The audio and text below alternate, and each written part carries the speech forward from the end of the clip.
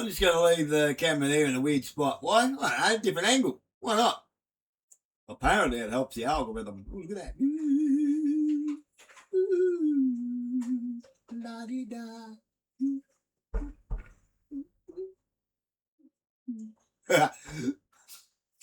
Tom Scrilius, you've been lied to your entire life. That 1 minute in, I don't mind this guy. He sounds a bit down and morbid, but, you know, who doesn't nowadays? He explains in this one quite well the capitalist trap. And it is a trap. I'll turn the volume up. Make sure you can hear it. If you're deaf like me, severe tinnitus. Oh, on the side road, tinnitus. I've had it since I was about 11 or 12 or something. It happened I had a methanol pop underneath the soup sedan while I was under it at the Speedway. Yeah, we'll say I was 12, because at that age you had to be 12 to be in the pits. Although, you know, I had special privileges. I was working the pit at about 10. Anyway. Yeah, big methanol pop while I was under it. Boom! My ears have been ringing ever since. That's all right. People say, you know, people go mad from that. No, I'm not mad. I'm so used to it that I said, let's just leave it, eh? They looked at me confused. I said, well, everyone you deal with tinnitus will be old, right? From industrial deafness, work-related, yep. And I've had it since I was a kid. I actually don't remember what it's like to not hear it. If it ain't broke, don't fix it. I think I'd go mad trying to listen for it if I couldn't hear it. There's special hearing aids. It'd be a waste of time. They're like $2,500-3,000, and I can get them on a payment plan. But I'd be like, I can't handle not hearing this noise. It'd be like something's missing. So I just put up with it. Put up with me and saying what and pardon a lot. It's also handy too, because I can say, I didn't hear you say that, sorry. It works for me. Anyway, you've been lied to your entire life. Most people think they're paid to work. They're not. They're paid to stay available, to answer emails, sit in meetings, look productive. You've been lied to your entire life because of companies only paid for actual value. Millions of people. By the way, any job that you're doing that's not work. That's just keeping you busy. Don't ever confuse being busy with accomplishment. You can chase your ass all day and accomplish nothing. Would finish before lunch. That's why most people never escape the 9 to 5. And you've probably never noticed it.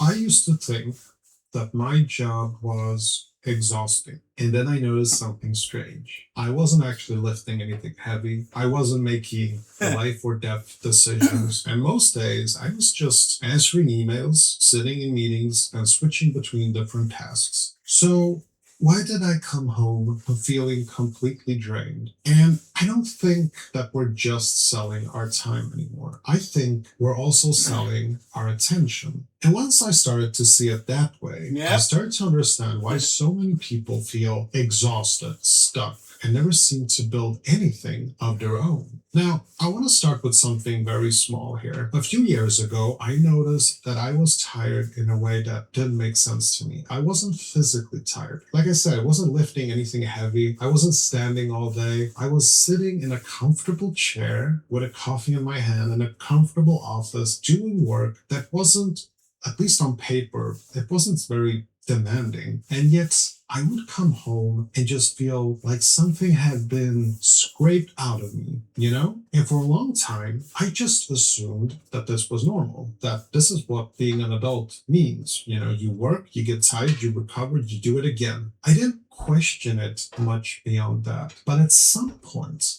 I started to wonder if the tiredness wasn't really about the work itself. I started to wonder if it had something different underneath the work. And I think it might be attention. Not hours, not effort, attention. Now, I'm not sure about any of this, by the way. It's still something that I'm still sort of working through, but I want to walk you through how I got here because I think a lot of people might recognize, well, at least pieces of it. Oh, and by the way, if any of this resonates, consider subscribing. More videos like this are coming.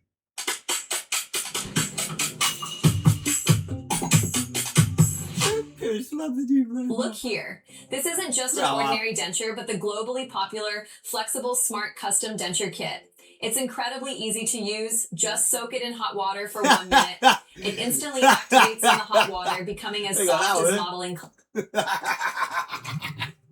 Let me describe a fairly ordinary day because I think ordinary is the important word here.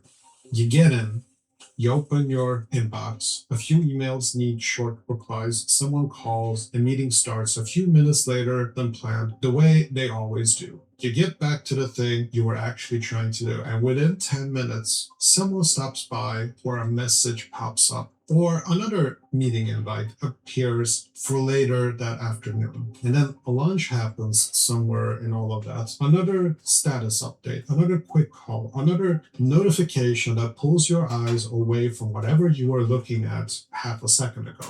And by the time the day winds down, you look back and it's hard to say exactly what filled it. You know what I mean? Nothing in there was hard individually. None of it required deep expertise or intense physical effort. But somehow the day is just gone. And so is a good portion of your energy. Now, I used to find that very strange. I don't carry bricks for a living. I sit in a ergonomic chair with decent lighting and a coffee machine down the hall. Compared to what earlier generations physically went through at work, this should feel super easy, right? And yet a lot of people, myself included, at various points come home from days like this completely drained and exhausted. Not the body itself, it's something else. And I think what's actually happening is that attention gets sort of fragmented over and over all day long. And that fragmentation has a cost, even when each individual interruption feels minor. Now, I remember the exact day I noticed this. Nothing had really happened. That was the problem, actually. There's a decent amount of research.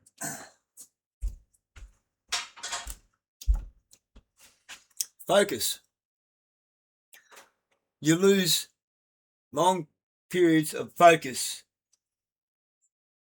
which amount to production, which amounts to accomplishment, which builds self-worth, meaning, productivity.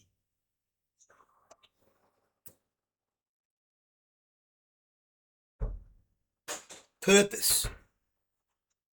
If you're not accomplishing anything, you don't see anything tangible that you've accomplished, you're just shuffling bits of paper, or you're doing a job that's like, and at the end of it, you're like, well, what am I actually doing? If your job leaves you wondering what it is that you're actually doing, you don't have a job. You have a rock pile. You're moving the rock pile over there and then moving it back again, and that's all you're doing. Why? Just to keep you busy. Accomplishing nothing. Why? So you don't feel purpose. Why? A man without purpose is a broken man.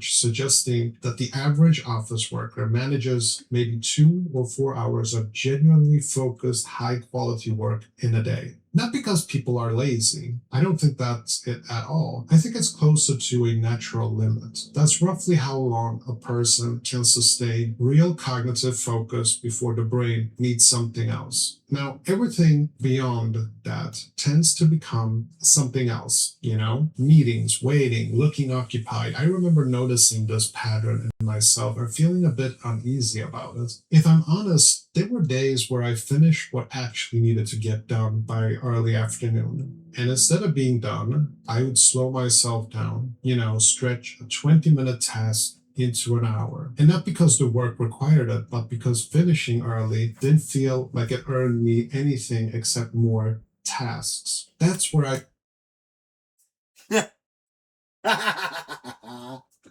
going to tell you a little story about myself. Not just about myself. About what it's like to work for Burnie City Council's Burnie Works departments in waste management.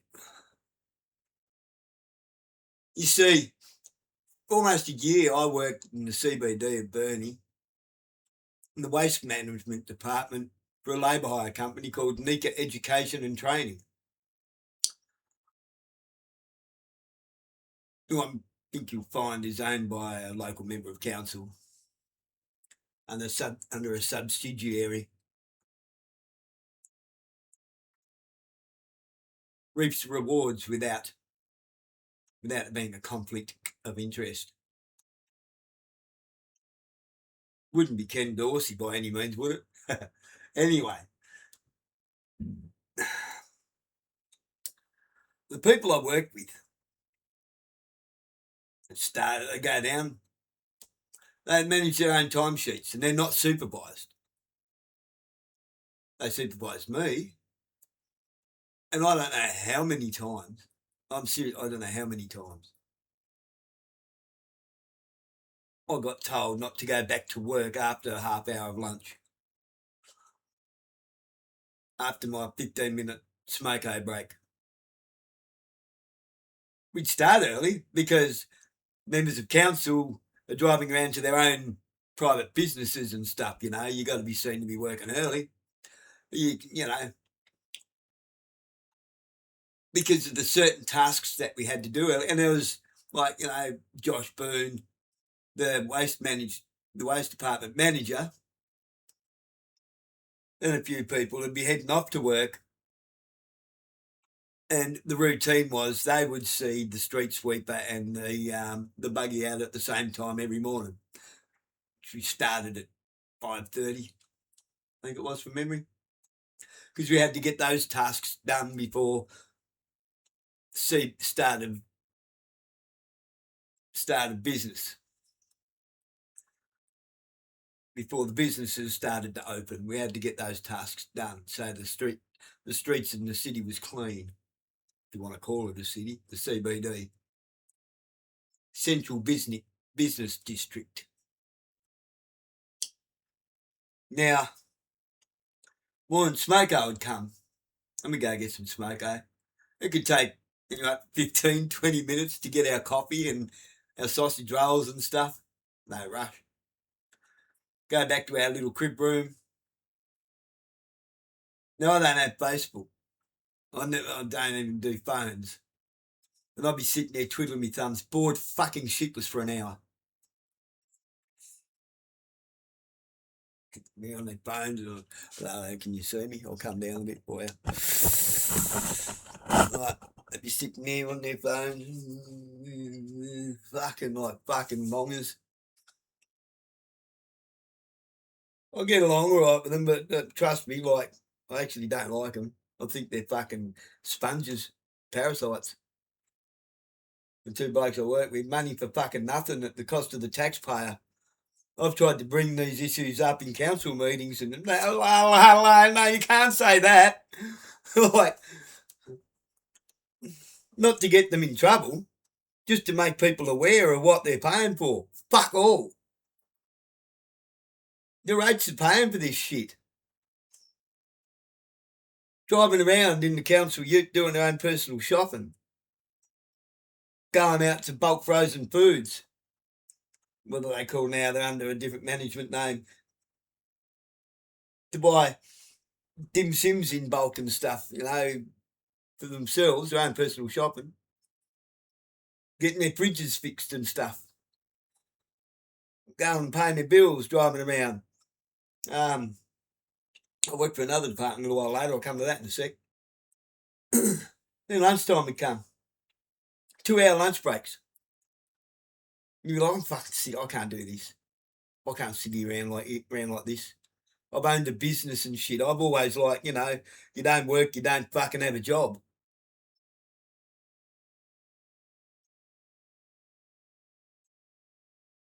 Time is money. And you need to produce something. You need to be productive. You actually have to accomplish something to be worth something to the company, because there's 50,000 other people out there who want your job, who will be worth something to the company. And I don't like getting money for nothing. It actually, especially after owning a business for nearly 10 years, that weighs heavy on you. You can't just sit there and think, oh, cool, look at this, I'm getting paid to sit around and fuck around on Facebook.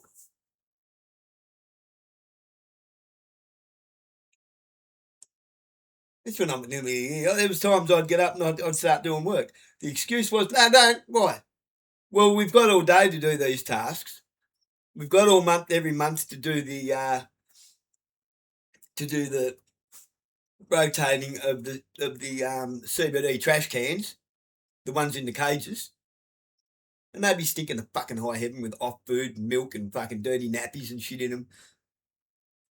Like, everyone complaining about how bad they smelled, but no, we'll get round to that. Attracting vermin from all over the place in the morning. You see rats running around the place everywhere in the CBD. Yeah, you do. You do. First thing in the morning, when you get to work doing that job, you see them everywhere. Now, I left that. I couldn't fucking put up. I got sick of it. Plus the fact that, like, you know, you're on $6 to $8. I was on $6 to $8 an hour less, having to supply all of my own work gear, clothing, safety equipment, and so forth, and they get all this shit provided. Half the time they're riding you, doing their work for them, and getting $6 to $8 an hour more as your supervisor. Fuck that. Anyway, I went to another department, Parks and Reserves maintenance, whippersnipping basically, just whippersnipping. I remember one day we couldn't be fucked. It was a CBD day apparently, the CBF day. Can't be fucked. So we went out to Guide Falls and hung out there for the day. By the time we left there, I was fucking fuming. Driving around with this fucking dirty little weasel who kept on making jokes about fucking schoolgirls. I didn't last that long. I was out of there within like 6 weeks, and I was the one driving one of the utes. Again, and I have to prove I'm a fit and fucking proper person. What the fuck? At least I got some fucking ethics and morals. But yeah, money for nothing. If you're in a money for nothing job, that job shouldn't exist. Why does it take 2 to 3 people to do a one-man job? I watched 5 people laying a concrete slab the size of a little kid's sandpit the other day. A one-man job with 5 people standing around the fucking clap. Contracted to the council. Fair income. Started to wonder whether what's actually being measured in a lot of workplace isn't output at all. It's availability or presence, looking busy in a way that reads as responsible. I don't think this is some deliberate scheme. I don't think there is a room somewhere where people plan to keep everyone distracted on purpose. I think that's more that when you play someone for their time instead of their outcomes, you naturally end up managing time. Hours becomes the unit everyone tracks because hours are easy to measure. Value isn't. That's the moment the whole system stopped making sense to me. Tile Survive has to be one of the most relaxing and comforting games of 2026. There's no pressure and it's super easy to play. You don't need to stay online all day, and there's no endless grinding either. Just hop in whenever you feel like it. Collect some materials. Nobody knows how to work anymore. I want to share something from my own experience here because I think it's where this idea really landed for me. You see, I work as a consultant alongside other things that I do. Companies bring me in to look at processes and find inefficiencies, and sometimes to automate work that used to take a long time. Now, lately, with the tools available now, Let me define consultant for you.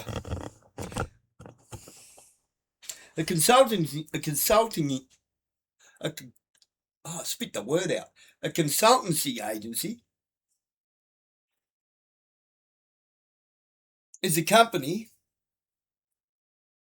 that is used to siphon wealth. So therefore, to siphon wealth is kind of like a jobs for mates thing. And to ensure that the left and the right hand never know what's going on. To make sure the left hand has got no idea what the right hand's doing. Case in point, Housing Choices resident focus group meeting was a data collection exercise that we all got a $50 Bernie voucher for, gift card, for attending, to give our concerns and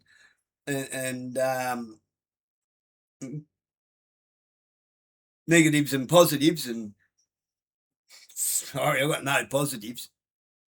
I'd love to. I'd love to have positives. The only positive that we have is, for the moment, we have home security. When I say home security, we have housing security. You know, we're securing the fact that we have a roof over our head. For the moment. Who really has that security in the current climate of geopolitics? Nobody. That's an illusion, people. Housing doesn't give you much more security than private. Only the fact that, like, you know, it's secure until it all goes to custody on everyone at once, rather than every lease agreement cycle. We decided to terminate the lease, not to renew the lease, because the owners have decided that they want to do some work to the place, and then you move out, and 2 weeks later, someone else is moving in at a higher rent rate, but you can't raise the rent any more than once a year, which Housing Choices does twice a year, by the way, which was one of the gripes. Under the excuse of, yeah, we raise it by half the rent rate, half the rental rise rate each time. Oh, come on, you can only raise it once a year. Anyway, there was some really serious issues that people had. Not one of them have been addressed. Now, they're going to go and have a follow-up meeting with the consultancy company between the local offices and head management. Why can't the local office deal directly with head management of Housing Choices, who are just an administration company? Right? You see where this is all going? What a waste of fucking money, the whole lot of it. Which is why low income housing for this 3-bedroom place for me and my 2 children is $700 a fortnight, all but. Just shy of.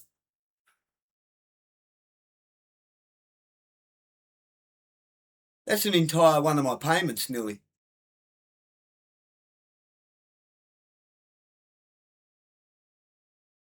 After a couple of other bills go out.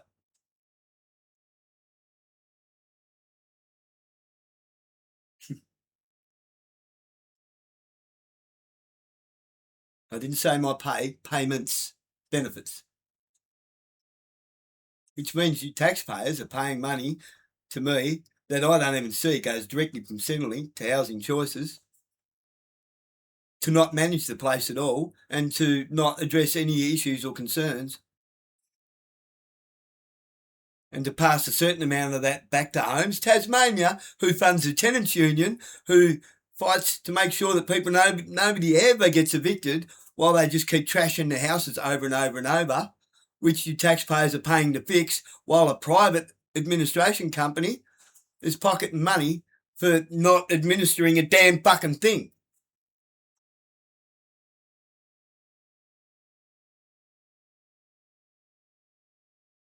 And nobody knows how to work anymore. It's just a whole bullshit cycle. But Housing Choices, as I said, with the consultancy company, they're going to go. They was going to go and have this meeting with the consultancy company without even getting back to the focus group to see if we was happy with the outcome of the meeting. So I'm forcing their hand to have a meeting before this happens. I'm going to go in every day and say, how are we going with this revision, this focus group meeting review, before you go to the consultancy company review with no information, zero information. What are you going to do? Just go there and stroke each other's ego, pat each other on the back and say, that was a job well done, and have a lunch on us? Is that how it works? Consultancy companies don't accomplish a damn fucking thing except making sure that the left hand hasn't got a clue what the right hand is doing. And they get paid a lot of money to do that.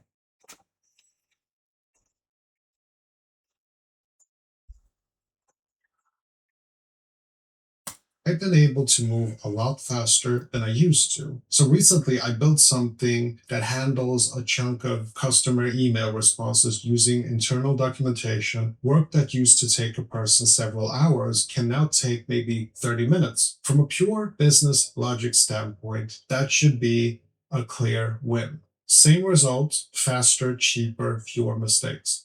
Everyone benefits. This is the part that should feel like a win. But here's the part that struck me. After that actual work was done, I was still expected to be there. Same desk, same hours, not because anyone needed anything else from me in that moment, just because the time itself had already been accounted for. And I remember just sitting there, work finished, just waiting, watching the clock. Nobody said anything. Nobody had to. That sat with me for a while. And maybe the discomfort isn't really about inefficiency at all. Unstructured time that isn't clearly accounted for, is just harder to manage than a fixed block of hours. 40 hours. Again, a man with no purpose is a broken man.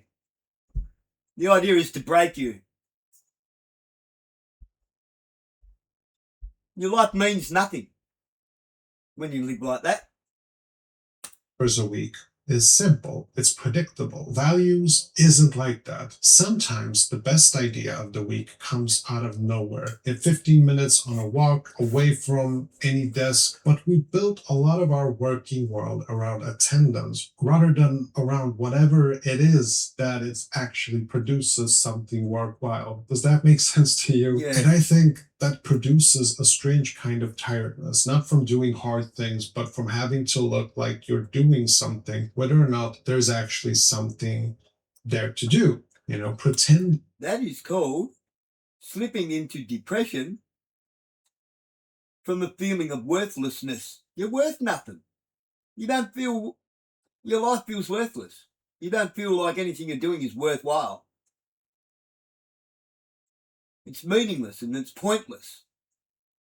It's not what a man is supposed to do. A man is designed to do hard things. Not sit around and count his freckles on his bum.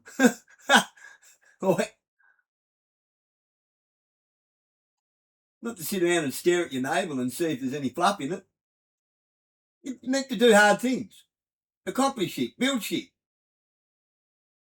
Not sit around and wait for somebody else to do it for us.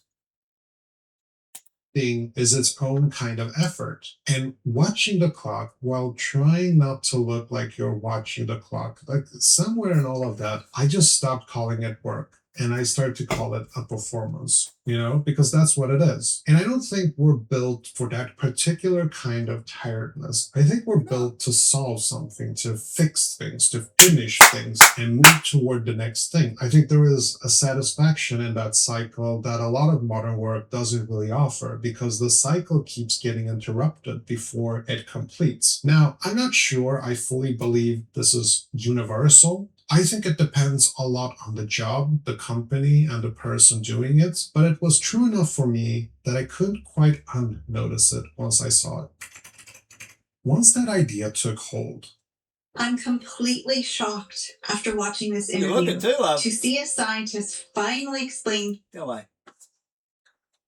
the question I found myself asking changed. It stopped being how do I earn more and become something closer to how do I spend more of my time on something that's actually mine. Now, I want to be honest here. There wasn't some dramatic turning point. There was no moment of walking into an office and quitting on the spot. It was actually a lot slower and quieter than that. I just started protecting a very small amount of time each day. It was an hour or sometimes less.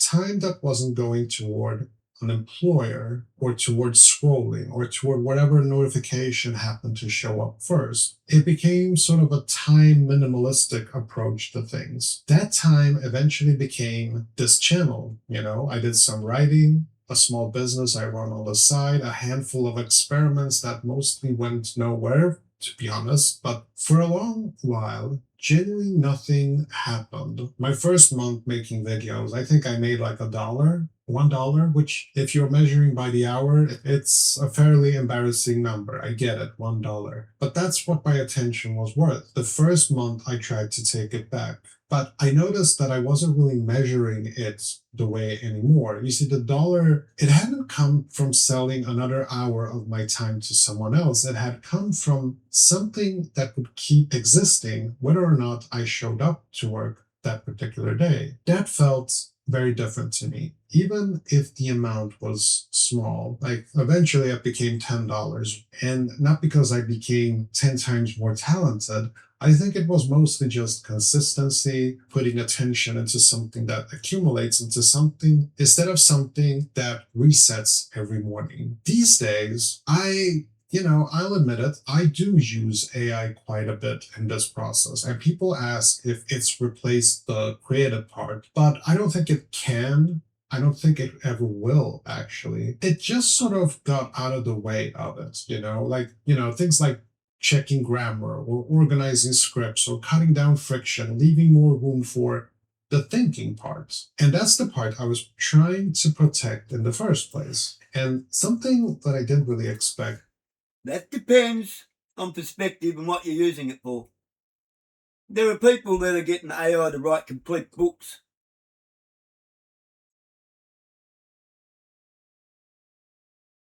They're getting AI to write the book. And then they give it to a friend to read and ask them to write the preface. Ask Rattle Trap. Rattle Trap 1776 and Ricardo Bosie, how that works. Rattle Trap, I can't remember his name. This American bloke wrote some book based on Q and fucking Donald Trump and fucking all this shit. And then got Ricardo Bosie to write the glossary and the preface on it after he read it.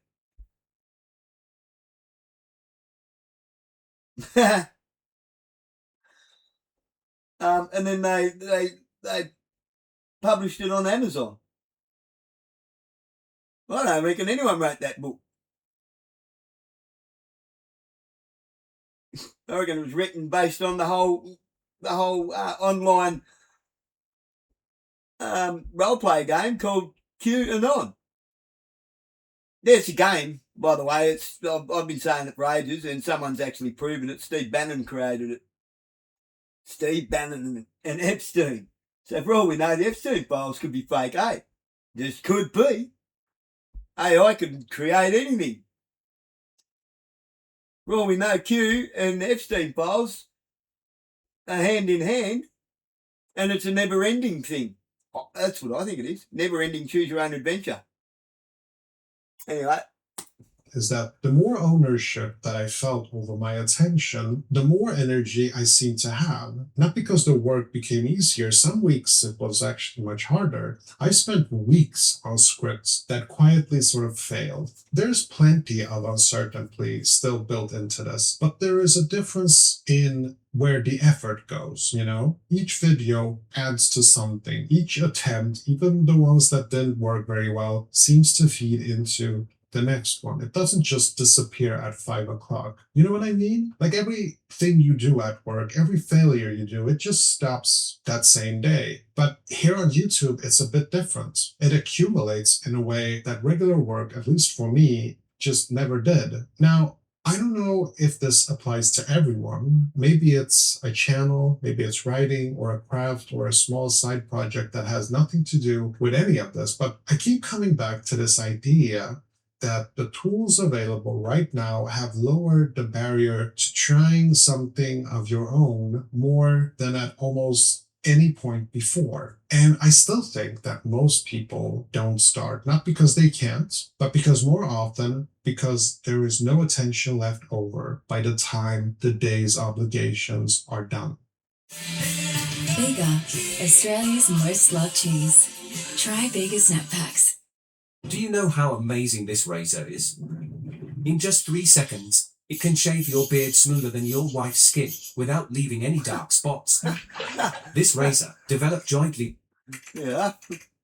You know, to be honest, nobody stole my time. I just kept handing it over, you know, one notification at a time. I used to think that freedom was mostly a money question. I'm less sure of that right now. I used to think I was chasing money. I was actually chasing my attention back. If your attention mostly goes towards someone else's priorities, you end up building someone else's thing. And that's not a criticism of anyone. It's just how it seems to work. And I don't think that the answer is to walk away from a job tomorrow. That's a bigger claim than I feel comfortable making. And I don't think it's true for anyone anyway. What I keep coming back to is something a lot smaller. An hour, maybe less, some small stretch of time that stays yours, that you protect somewhat stubbornly, even if it doesn't produce much of anything for a long while. Now, I don't know exactly where all of this leads for anyone else. I'm still figuring out where it leads for me. But it feels like a more honest question to sit with than most of the ones that I used to ask myself about work. Anyway, that's roughly where my head's been at lately. And if any of this overlapped with something you've noticed too, I'd be curious to hear it in the comments section.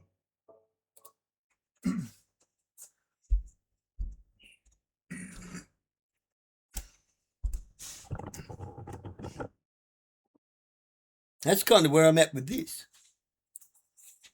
I put most of every day into this, pretty much.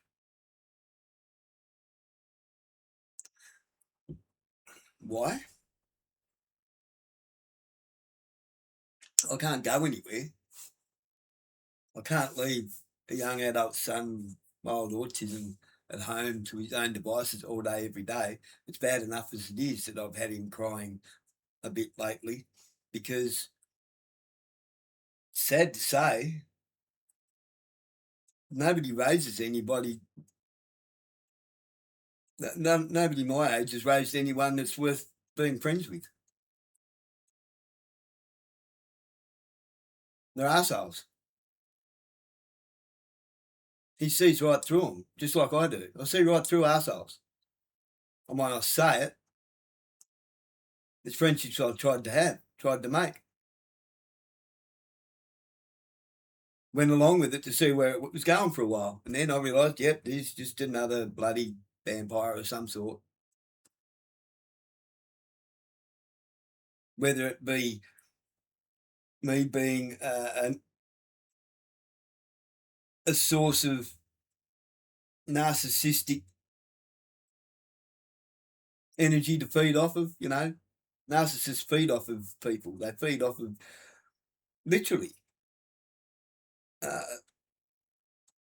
a source of attention, a source of, I feel so much better about myself because their life's worse than mine. Or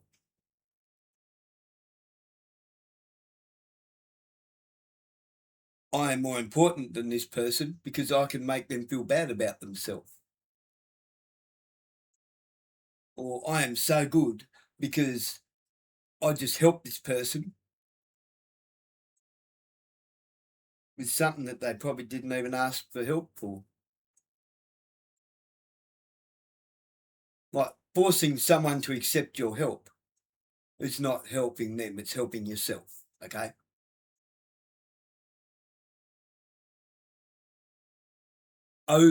People just overdo it. People either overdo the help thing, or they're always sponging off you and wanting help and wanting to borrow this and wanting to borrow that, and they never pay you back with anything. And then when you just need even some of their time, they're busy.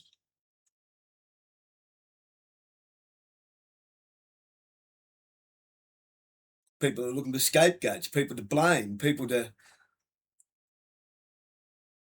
stroke their ego. You ever noticed the pretty girl always hangs around with the fat ugly girl?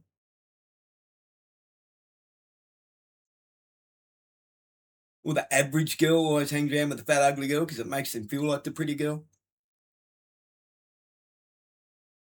It's why they do it. I don't mean that to put down fat ugly girls. It's believe me, in their mind, that's what they think of you. They don't say it. They pretend to be your best friend. And when you're not around, she's never going to get married. She's never going to get a boyfriend. Oh, did you see her the other day wearing that top? Oh, how disgusting. They're fucking horrible creatures. Her ass looks so fat in them pants. Fancy wearing activewear when she does nothing. Says the walking string bean that probably needs a good fucking feed.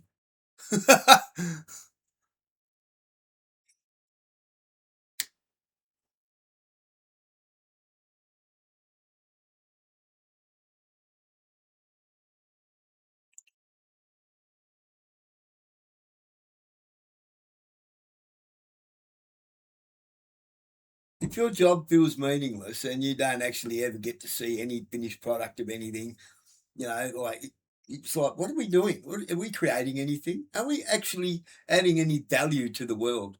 Is this actually of any benefit to anybody whatsoever? Or is it a detriment? Weigh that up. Is it a noble job? Are you living a noble life? A life that you're proud of? Like really a noble life? Or are you just chopping people down? Are you living a zero life? Are you one of these zero people? Good night. You going to bed, eh? Oh, mate. Hug. What time is it? How do we hug? You're not a girl. Huh? Oh, yeah. Good boy. Good young man. Love you, mate. Sure.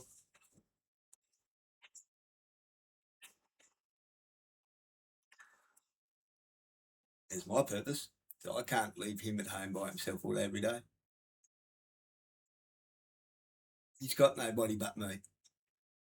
And a couple of online friends, and he gets so like, my only friends are online and I've never met them. Like 2 maybe. Thanks, internet. Thank you very fucking much.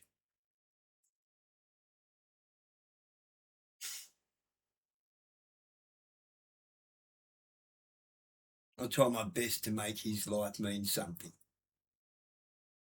It's a purpose.